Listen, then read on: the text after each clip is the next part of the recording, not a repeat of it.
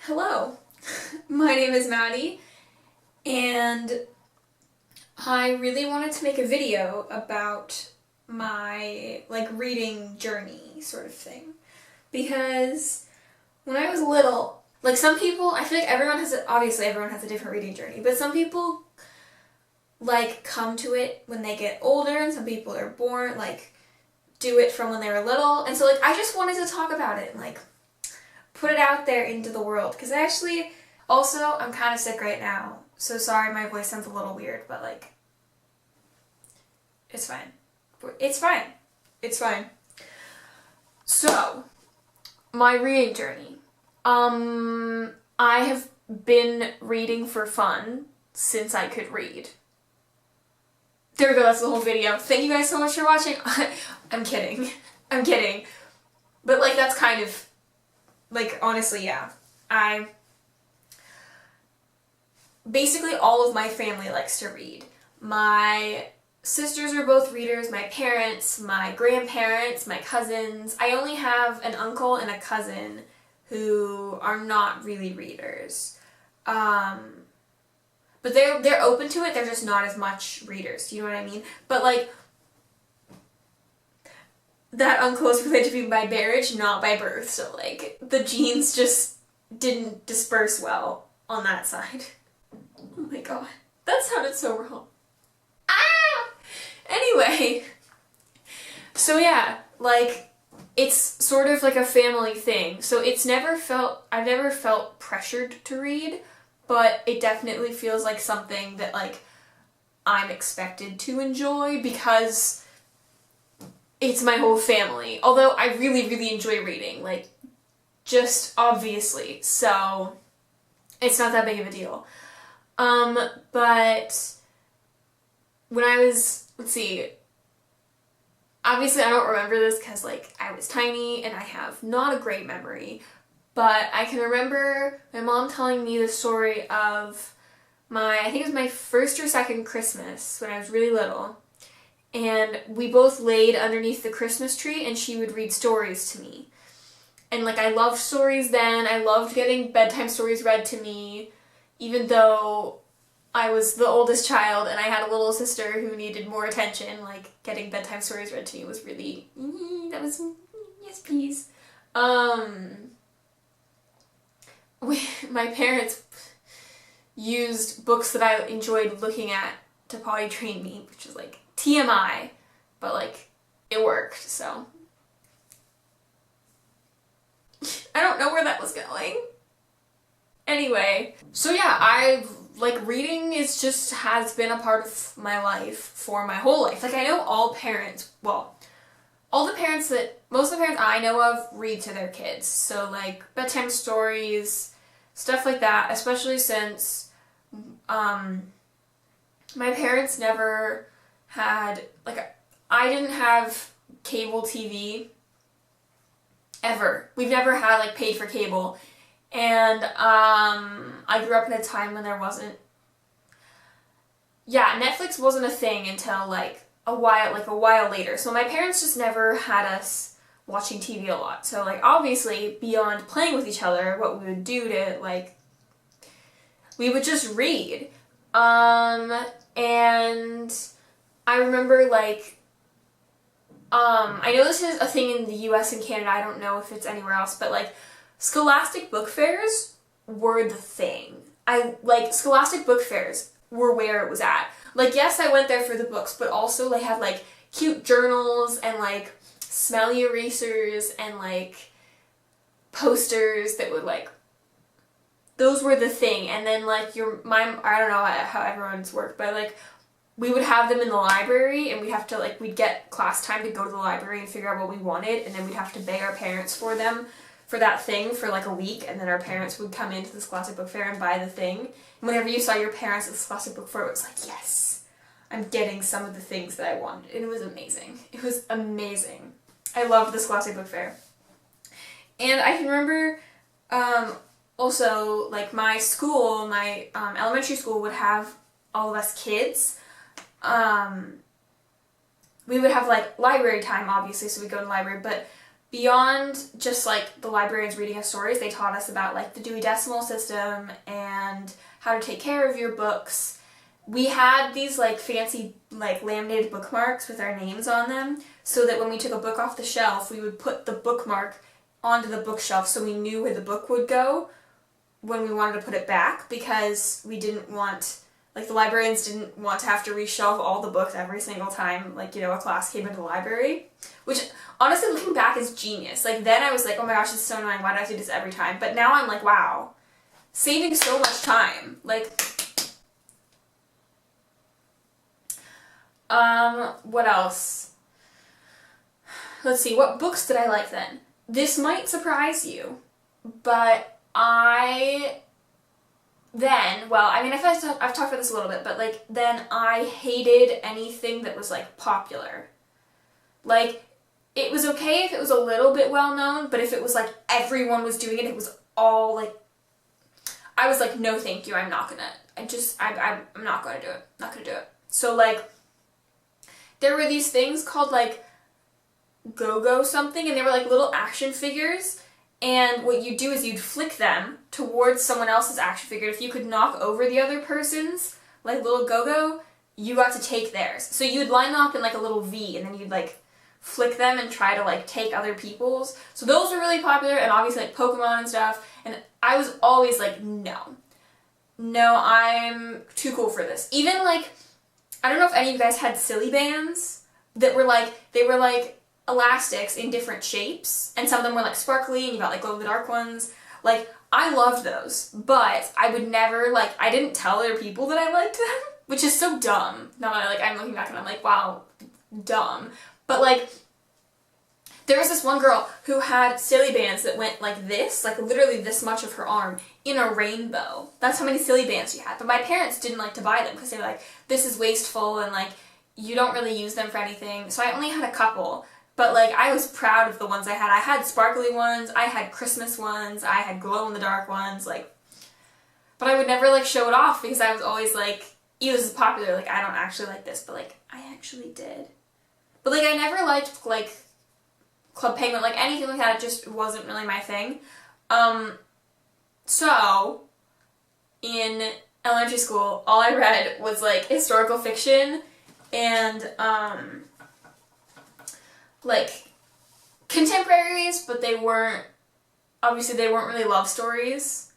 I think the one fantasy series that I can remember reading was a mermaid series, and it was like these 6 mermaids who had to take the pearls to a specific place.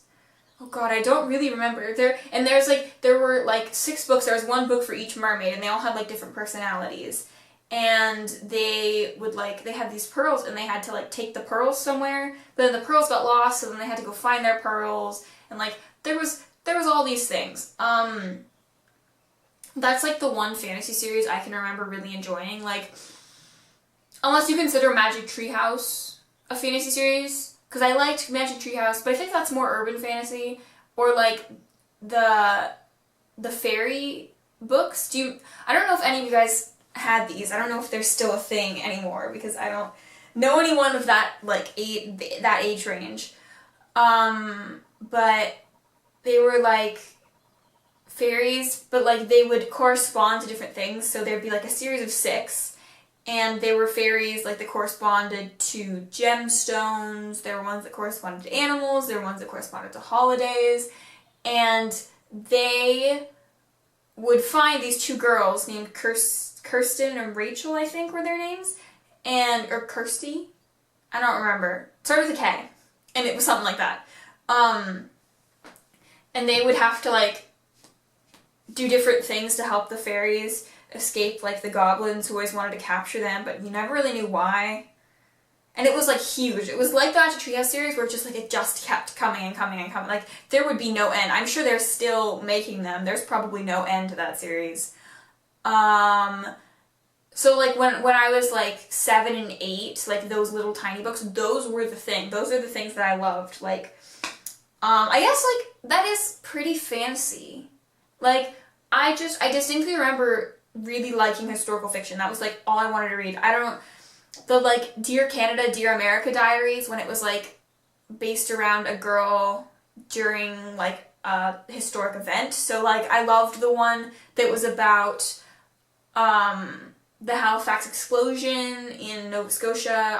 There was one about World War II where the main character was named Madeline, and I was like, yes, I need to read this. So like I had ones like that. There was another one about World War II that was based in Austria or Germany. Austria, definitely. They were in Vienna. So I really liked that one too. And so like I liked like historical fiction like that. I loved reading all of the like, because I loved American Girls. So I loved reading all of like the American Girl stories when it was about the ones in the past. So like Molly's, because they were about World War II, Felicity's, because they were about like 1776. Like I loved those. Those were like the best. And I really, really, really loved the Little House series by Laura Ingalls Wilder, like Little House in the Big Woods, Little House on the Prairie, On the Banks of Plum Creek. Those were the 3 that I read. I always was like, oh my gosh, I love this whole series, but those are the only 3 that I think I ever read. There's so many more. There's like By the Shores of Silver Lake, The Long Winter. I know there's one called Little Town on the Prairie that I read most of, but I never actually finished. So like, because those books were actually my mom's when she was little, and she gave them to me for me to read. So I thought it was so cool. I was like, I have a book club with my mom, but like my mom when she was little, which doesn't make sense. But like then I was like, this is so cool. This is so cool.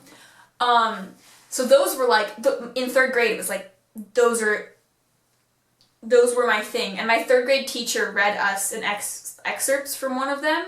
And as soon as she told us that, I like died. I was like, these are the best things ever. I can't wait to read these in class. Like, And 3rd grade was also the first time anyone suggested to me to read Harry Potter. I mean, I'm sure other people before then, but that was the first time I remember, because my friend then would like terrorize me about it, because we both liked reading, so we would both like to read books, but she always liked to read more like sophisticated books. So she read like the Diary of Anne Frank and stuff when we were in like 4th grade, which I guess isn't that sophisticated, but I get nostalgic really easily, and like I get attached to things that I really enjoy, so I would just reread the Little House books on a loop, which like may have gotten boring, but like it doesn't matter. So like but I remember when she suggested to me to read Harry Potter, I was like, what? I'm sorry, what? What is this? Why are you giving this to me? No, thank you. I'm just gonna reread the Little House books again. And literally now I look back at myself and I'm like, wow, you're such an idiot. You could have been part of that phenomena, because when I was in 3rd grade, I guess that was after all the Harry Potter books came out, but it wasn't after all the movies came out. So like, I could have been part of it. I could have been part of like the... Yeah, because I was 8, and that was 2009, 2010, so all the books had come out, but all the movies, and it was just like, no. I wish I could have been part of the fun. I feel like I would have had a lot of fun, because I always have a lot of fun being part of a fandom like that, and getting really excited for book releases, and like, what I would give to get to do that with Harry Potter. What I would give. That would be amazing. Oh my gosh. So yeah, that's my frustrations about Harry Potter. I also really liked, like, there was this one series called the Beacon Street Girls, but I always used to read it as Bacon. But they were good. They were, once again, they were like the thing. Like, I loved those. And it's really interesting looking back on those books, because there were 5 characters, and it was like one of those books where each of the characters was like really, really distinct. They each had like their thing, and that was like the only thing they cared about. So there was Maeve, who liked acting. There was Avery, who was into like sports and stuff. Pretty sure she was gay, but like this was written in like the early 2000s, so like probably not. There was another girl who was named Contani, I think, who liked fashion. There was Charlotte, who liked reading and writing, and there was one other who I can't remember for the life of me. Isabel, and she liked but it was, I think it was spelled fine, it was like Isobel. I don't know. Anyway, Isabel, and she liked like animals and stuff. So it was like they had very specific interests, and I can remember always wanting to be like Kontani, because when I was little, I always wanted to like go into fashion design and sewing and stuff. But I can remember really relating to Charlotte, who was the one like who liked to read and write, and a little bit Isabel, just because I thought she was cool. But like that was more like I thought she was cool. That wasn't like I like related to her. Like I really related to Charlotte because social anxiety, she had such a problem with public speaking, she loved to read, she loved to write, like all those things. And I always aspired to be Kontani, but like I remember relating so much more to Charlotte, which is like, how did I not see it sooner? I'm in a creative writing degree, like, but like, it's fine, it's fine.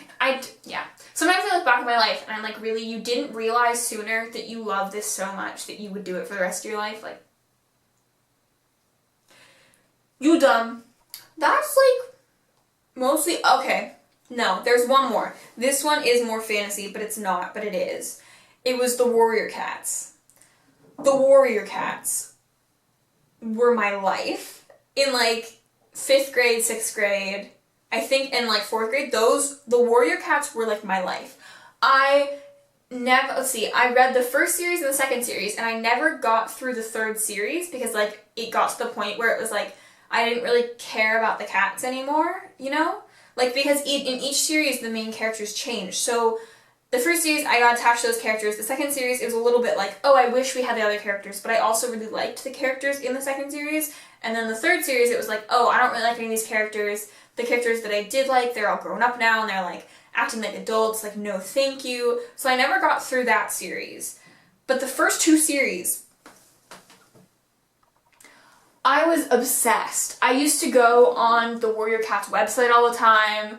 I knew, like, I took the quizzes for, like, which clan would you be in, like, what would your, clan, like, what would your name be, your cat name, because if you haven't read Warrior Cats, basically what happens is when you're born, you're known as, like, Snowy Kit or, like, Fire Kit. And, like, the kit part changes throughout your life, but the beginning is the same.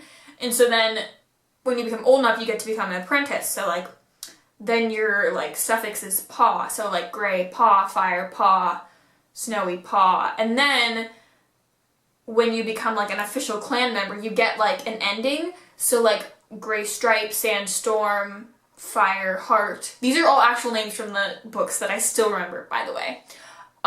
And then if you become a clan leader, you get star at the end of your name. Blue star, fire star, tiger star, bleh. Yeah, so, like, those names, I was like, I'm so into this. Whenever we would hang out with my cousins, my sister and I, whenever we would hang out with my cousins, we would always play Warrior Cats, and we'd always get to be, like, one of the Warrior Cats, and we'd, like, pretend to fight with each other, and, like, you know, have, like, a leader and stuff. I was obsessed with Warrior Cats. It was insane. And, like, I feel like that was a little bit, like, my first dive into something that wasn't super contemporary. Like, as I talked about, I did read, like, Magic Treehouse, I read the fairy books, I read the mermaid books, but those were all super based in reality. So, like, the mermaid books, it was like, well, they're just mermaids, they live in the ocean. Like, that's completely plausible, we don't know what's actually in the ocean. The fairy books, it was like, they live in another dimension. The fairies do. So they just come here, and they can glamour themselves, so people don't actually know what they look like. So, like, that was entirely plausible, too. And, like, the Magic Treehouse books, those take place in actual history, so. I'm always scared that people can hear me and they think I'm crazy, like, talking to myself in my dorm room. Okay, I think we're good. Anyway. So, warrior cats, although that's still entirely plausible, like wild cats living in the forest, the entire world was based on this. And I think that that was like my first time like getting really into like a fantasy series, because obviously everything else I read was historical fiction and like contemporary, where there wasn't like romance or anything. It was just like people hanging out with each other. And then in 7th grade, I moved schools, which was a struggle in and of itself. Okay, backtrack real fast. 6th grade, we were traveling, so I couldn't bring any books with me while we were traveling, but I had my e-reader. And I distinctly remember 2 books that were on my e-reader that I would just reread over and over again. There was one that was like a book about a kid going to Vietnam, which is where one of the places we went. So my mom got it for my sisters and I, because she was like, I want you guys to like sort of understand what we're doing, because, you know, obviously I was 11, so like I got it. My sisters were 9 and 3 or 4, so like, you know, so she had us read that to like help. And then The Secret Garden by Frances Hodgson Burnett. And those were the 2 books that I basically read on a loop when we were in, like when we were traveling that year, because I couldn't bring actual books with me, and we were traveling in another country, so like I couldn't get library books because it wasn't like we were in one spot, we were moving around the whole time. So I read those 2 books like on a loop,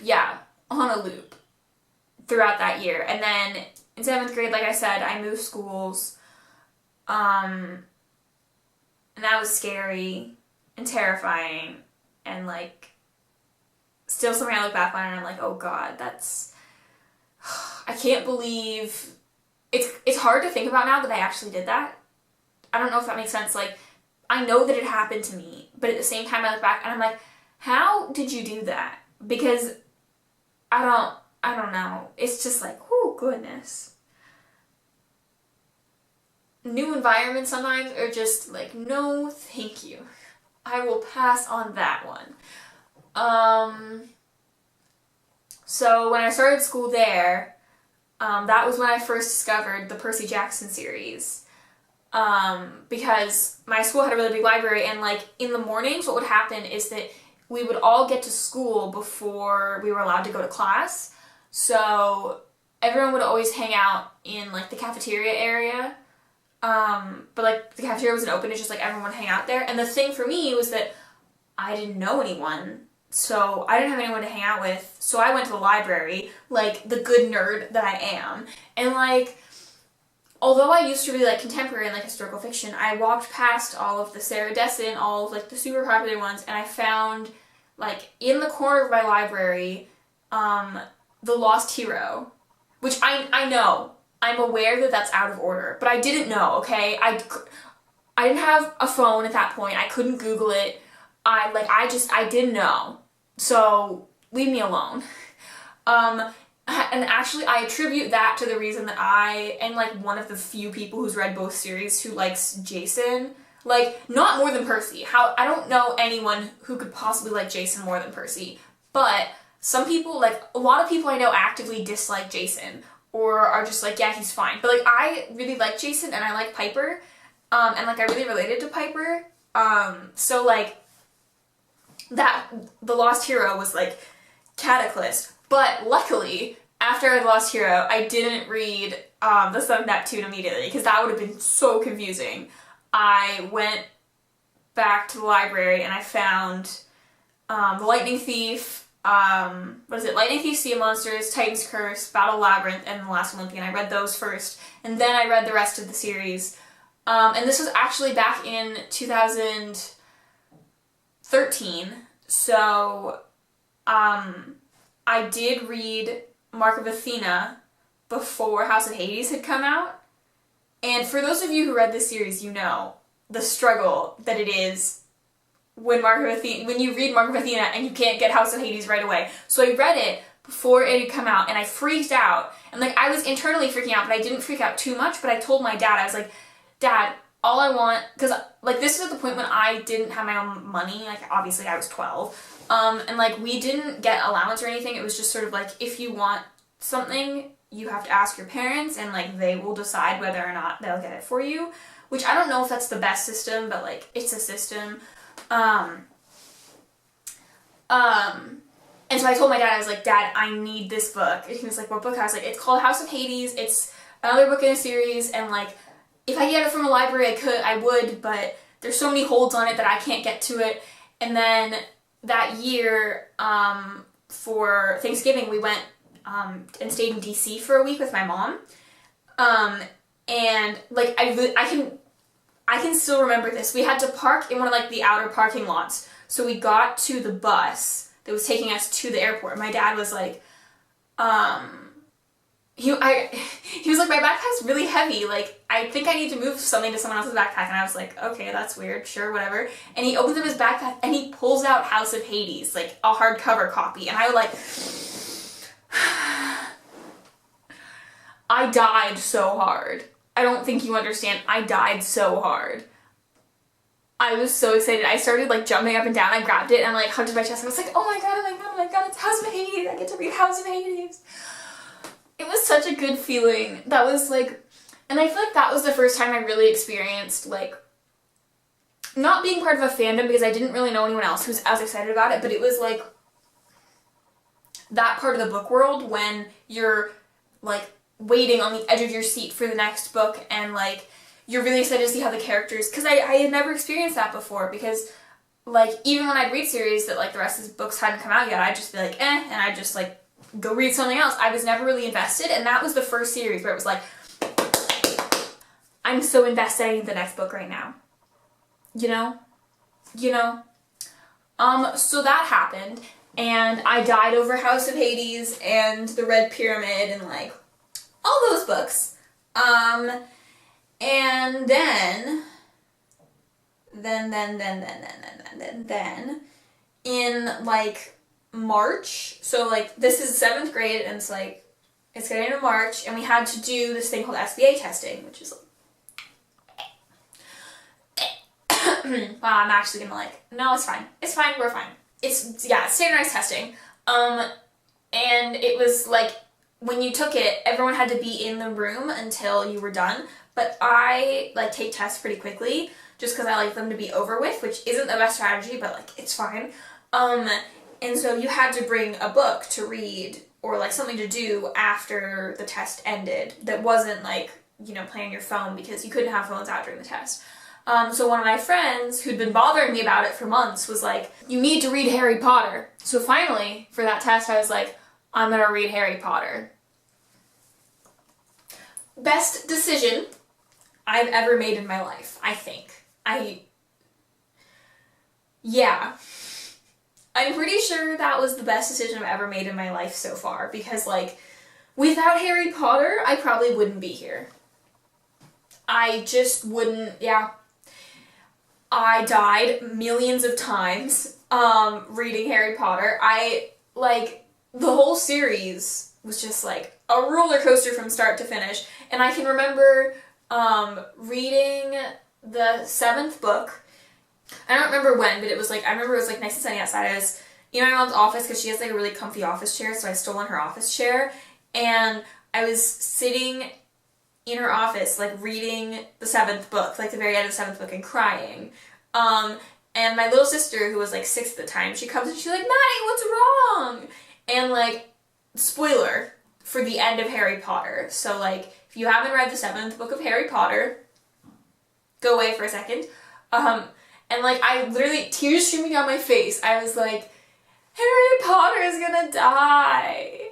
Like, I'm pretty sure that was the first time I'd ever cried over a book, because I'd never been so invested in the characters. I've never had such a connection to any of the characters. And at the time, like, I know a lot of book people are like, Hermione was like my soulmate when I read Harry Potter, but for me it was Ginny, because I always wanted to be Ginny. And I think it was the same instance like with the Beacon Street Girls series, where it was like, I wanted to be Ginny because I wanted to be like Ginny, but genuinely I was a lot more like Hermione.